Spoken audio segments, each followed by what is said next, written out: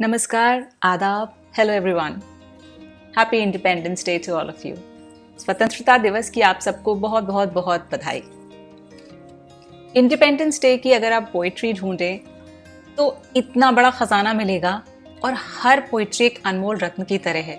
उसमें से कुछ एक निकाल करके आज यहाँ सुनाना बहुत कठिन कार्य था, लेकिन मेरे पास एक ऐसी पोइट्री है जो है तो बहुत सिंपल, बहुत साधारण शब्दों में बड़े प्यार से लिखी हुई है, पर आपको जरूर पसंद आएगी। सुनिए, अटल बिहारी वाजपेयी जी की रचना। और हाँ, लास्ट में उनके बारे में कुछ trivia, not on the politician that he was, but on the poet that he is. सुनिए।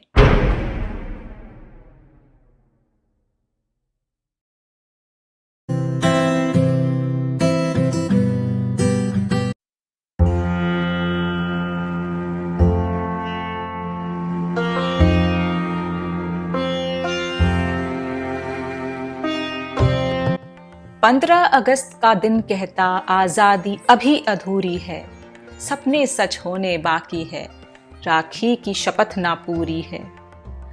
जिनकी लाशों पर हर पग धर आजादी भारत में आई, वे अब तक हैं खाना बदोश, गम की काली बदली छाई।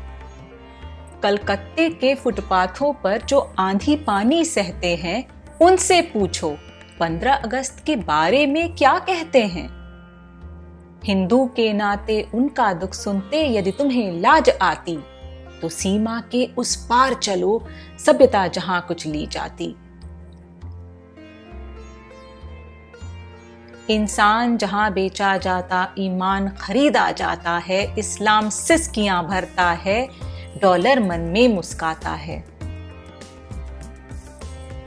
भूखों को गोली, नंगों को हथियार पहनाए जाते हैं, सूखे कंटों से जेहादी नारे लगवाए जाते हैं। लाहौर, कराची, ढाका पर मातम की है काली छाया, पख्तूनों पर, गिलगित पर है गमगीन गुलामी का साया। बस इसलिए तो कहता हूँ आजादी अभी अधूरी है, कैसे उल्लास मनाऊं मैं, थोड़े दिन की मजबूरी है। दिन दूर नहीं, खंडित भारत को पुनः अखंड बनाएंगे, गिलगित से गारो पर्वत तक आजादी पर्व मनाएंगे। उस स्वर्ण दिवस के लिए आज से कमर कसें बलिदान करें, जो पाया उसमें खो न जाए, जो खोया उसमें ध्यान करें।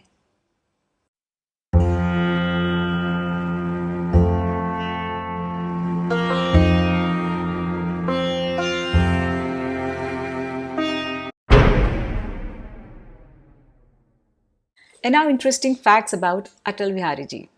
We all love him very much। हम हमारे फेवरेट प्राइम मिनिस्टर्स में से एक रह चुके हैं, मगर यहाँ हम उसकी बात नहीं करेंगे। यहाँ हम बात करेंगे अटल जी, जो हम सबके बेहद प्रिय कवि भी हैं। तो फैक्ट नंबर 1, आपको पता है अटल जी को बचपन से ही कविताओं को बहुत शौक था। सबसे पहली कविता उन्होंने तब लिखी जब वो कक्षा 10 में थे, जस्ट इन क्लास 10th। और क्लास 10th में लिखी ये कविता थी, हिंदू तन मन हिंदू जीवन, रग रग हिंदू मेरा परिचय। फैक्ट नंबर 2, बहुत कम लोगों को पता है कि अटल जी की जितनी पकड़ हिंदी पर थी, उतनी ही अच्छी पकड़ मराठी पर भी थी, और इसीलिए उन्होंने मराठी में भी काफी कुछ लिखा है। यहाँ तक कि वीर सावरकर जी की पोम्स का एक कलेक्शन था जो उन्होंने मराठी से हिंदी में ट्रांसलेट किया।